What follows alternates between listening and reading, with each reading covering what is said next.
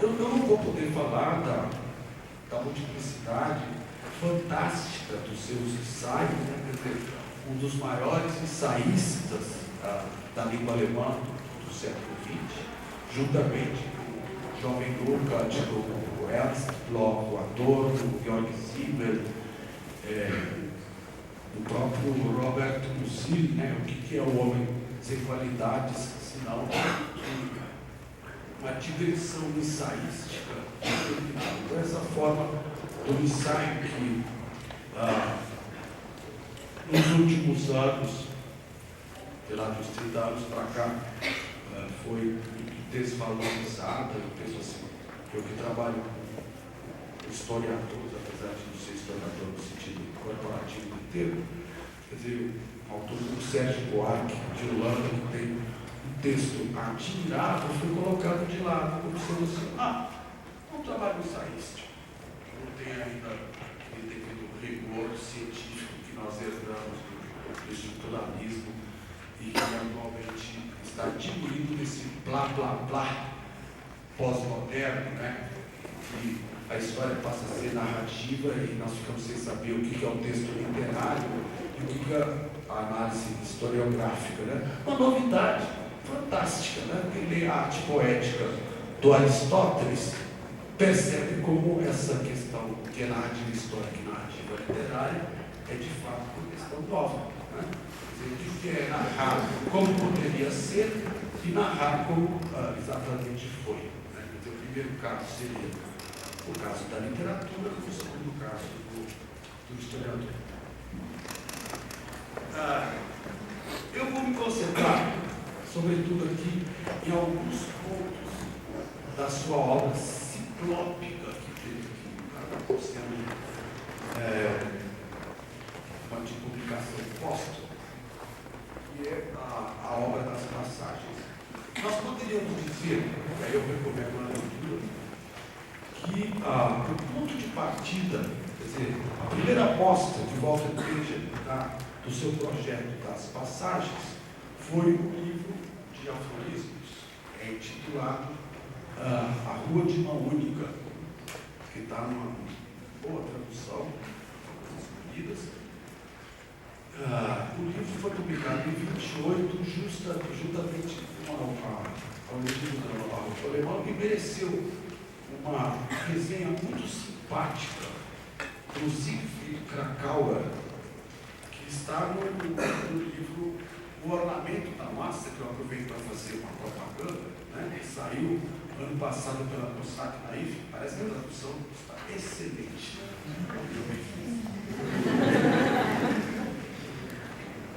Aí ele vai justamente chamar a atenção para esses dois livros do Benjamin.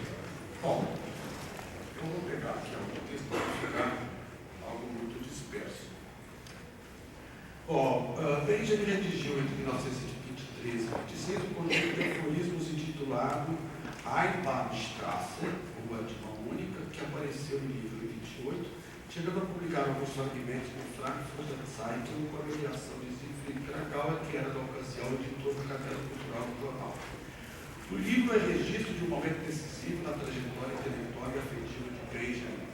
É dedicado a Aja Lasses, uma bolchevique de Riga, usando a expressão. Posso afirmar, sem exagero, que o projeto das passagens já está esboçado em Einbahnstraße, sobretudo em relação ao método expositivo, a montagem literária. Né? Assim.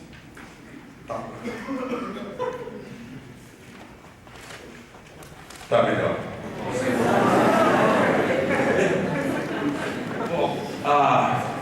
Bom, então esse método,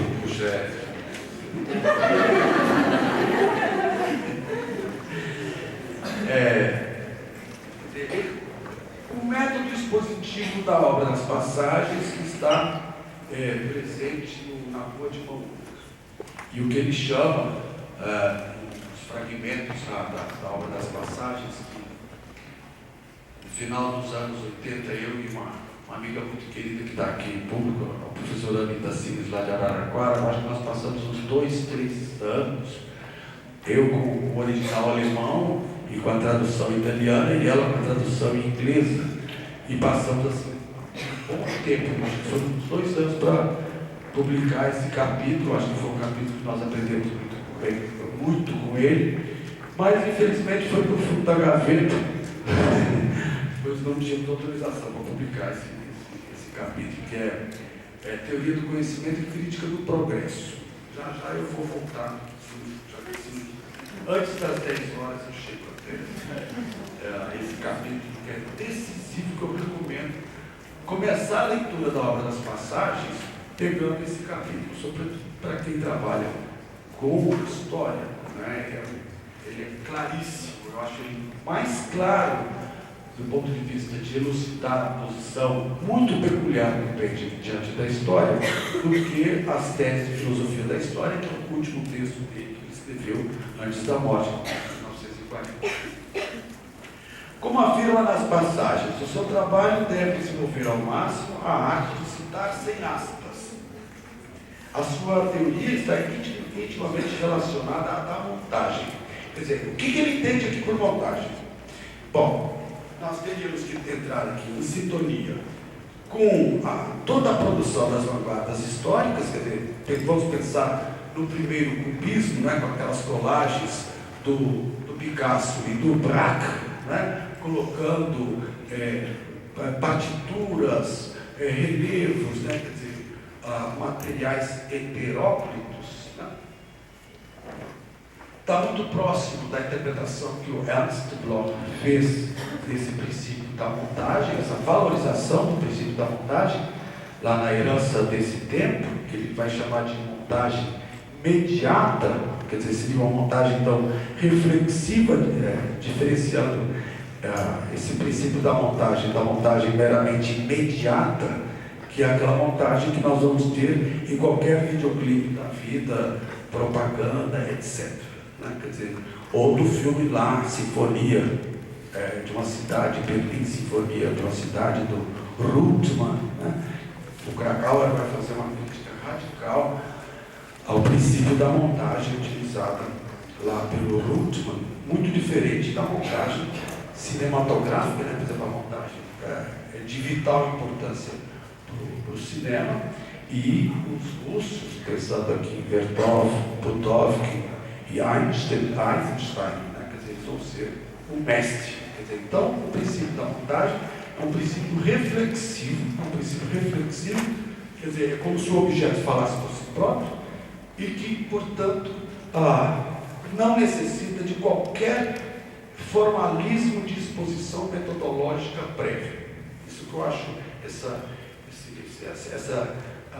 animosidade diante dos métodos expositivos, esses formalismos dos sistemas filosóficos, sinceramente, o que mais me fascina no Walter Benjamin e no Siegfried Kracauer. Outro trecho dessa mesma obra, Benjamin enfatiza: o método desse trabalho, montagem literária, não tenho nada a dizer, só a mostrar. Na obra das passagens, trata-se de aplicar a montagem literária à história, ao século XIX, à cidade de Paris do Segundo Império, como sendo a forma originária da modernidade. Na rua de mão única, ao presente. Certamente é uma tentativa inicial, uma obra experimental, sem as dimensões monumentais e a complexidade do projeto das passagens. Ainda sobre a questão da obra das passagens, uma curiosidade. Por exemplo, vocês devem já ter lido o livro fundador do chamado Marxismo Ocidental, que é a história e consciência de classe do Georg Lukács. Não é? Quer dizer, um livro que foi escrito, usando aqui uma expressão muito feliz do Paulo Arantes, lá no Fio da Meada, naquelas conversas intermináveis. Ele diz que o livro foi escrito, História e Consciência de Classe, nos anos de graça, da Revolução. Quer dizer, a Revolução estava na ordem do dia. Os ensaios foram escritos entre 19 e 22, né? O livro saiu publicado em 23. E logo em seguida o livro sofre uma espécie de envelhecimento, porque o que entra na ordem do dia não é mais a revolução, e sim a contra-revolução, que é um assunto que eu vou voltar mais adiante. Então, agora, o que falta? O que é muito curioso nesse livro genial, né, que vai articular uma discussão entre marxismo e filosofia como ninguém antes dele, né, nesse livro do Lukács. Só que é uma coisa muito curiosa. A data de 1848 no livro não existe. Não existe. Né? E por outro lado, o ponto de partida da obra das passagens, como também do livro da mesma época, do Siegfried Kracauer, que é o Jacques Offenbach e a Variz da sua época, a data, o ponto de partida é 1848. Por quê? Porque para eles, quer dizer, eles são dialéticos, eles pensam o presente, quer dizer, eles pensam o passado a partir do presente. Qual era o presente que eles tinham diante de si? A ascensão do nazifascismo pela Europa, né? Sobretudo no caso da Alemanha, que o Hitler ascendeu, chegou ao poder em 1933, pelo voto, hein? Pelo voto, não foi golpe de Estado, não, atenção. Quer dizer, esse sistema de votos é realmente democrático, mas ele pode ser também inócuo, né? A indústria cultural. Então, para eles, o ponto de partida para entender o presente, quer dizer, a maneira como eles vão interpretar o século XIX é como sendo a forma originária da modernidade. Ou seja, o rei das salsichas, né, usando aqui uma expressão do Marx lá do 18 por maio, quer dizer, Napoleão III, né, o sobrinho que vai imitar o tio, né, quer dizer, essa farsa que é construída ali no contexto, né, o Luiz Bonaparte, quer dizer, eles vão tomar o Luiz Bonaparte, né, o Napoleão III, como a primeira forma da ditadura moderna. É nessa chave que a gente tem que ler a obra das passagens, e não transformar o Benjamin ou o Kracauer como se fossem rabinos da sinagoga aqui da esquina. Né? Aliás, que foi muito feito isso, né? Quer dizer, desde a primeira leitura do Benjamin, sobretudo nos anos 80, esse relativismo pós-moderno,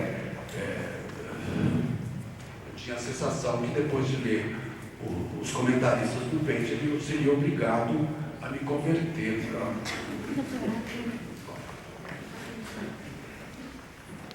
Para falar que eu sou antissemita, não é bem isso?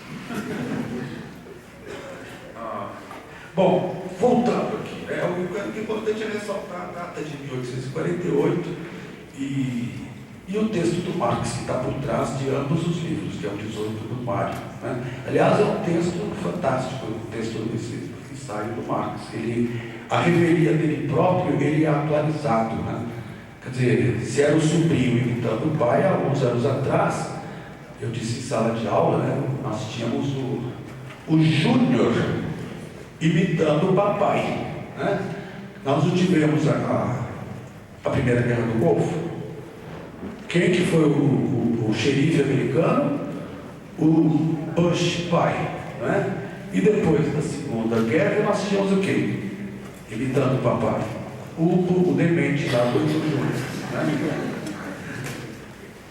É igual, por exemplo, o Marx estava já enterrado pelos nossos colegas acadêmicos.